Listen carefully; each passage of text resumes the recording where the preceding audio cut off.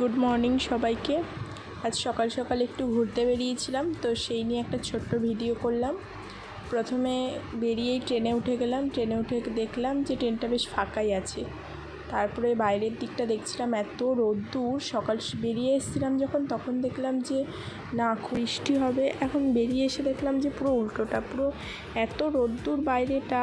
তারপরে কিছুক্ষণ পরে ট্রেনটা চলছিল, ভীষণ হাওয়া লাগছিলো, বেশ ভালোই লাগছিলো। আমার তো ঘুমই পেয়ে যাচ্ছিলো, মাঝখান থেকে চোখ বন্ধ করে ঘুমিয়েই পড়ছিলাম। তো কিছুক্ষণ পরে ট্রেন থেকে নেমে গেলাম, নেমে মেট্রো স্টেশনের দিকে হাঁটা ধরলাম।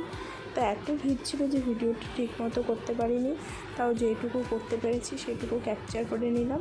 তো হাঁটতে হাঁটতে কিছুক্ষণ বান্ধবীদেরকেও একটু নিয়ে নিলাম ভিডিওতে। তারপর আমার দুটো বান্ধবী টিকিট কেটে নিচ্ছিলো, তো আমরা এবারে ভিডিও করছিলাম, একটু আড্ডা মজা ফটো তুলছিলাম।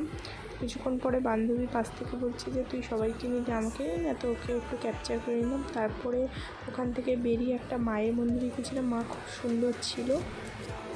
তারপর ওখান থেকে বেরিয়ে হাঁটতে হাঁটতে চলে যাচ্ছিলাম বাউন্ডুলে ঘাটের উদ্দেশ্যে। তো আমি তো কোনোদিনও বাউন্ডুলে ঘাটের দিকে যাইনি, তো আমি ফার্স্ট ভেবেছিলাম ক্যাফে। তারপরে আমার ধারণাটা পুরো বদলে গেলো ওখানে যাওয়ার পর। তারপর অটোতে চেপে বসলাম। অটোতে ওঠার পরে কিছুক্ষণ বসে ভিডিও করছিলাম। তারপরে রাস্তায় এত জ্যাম ছিল, কিছুটা যাওয়ার পরে অটোটা থেমে গেল। তখন মনে হচ্ছিলো যে আমার পাটা হয়তো অটোর থেকে বেশি জোরে চলে।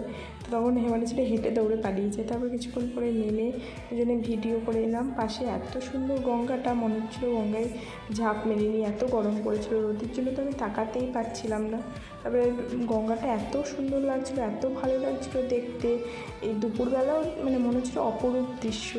তারপরে কিছুক্ষণ হাঁটার পরে পৌঁছে গিয়েছিলাম ঘাটে। তো চারিদিকে এত সুন্দর আবহাওয়া, এত সুন্দর দৃশ্য, খুব ভালোই লাগলো বেশ। তো আজকের ভিডিওটা এই পর্যন্ত। ভালো লাগলে লাইক, কমেন্ট, শেয়ার করে দিও। ধন্যবাদ।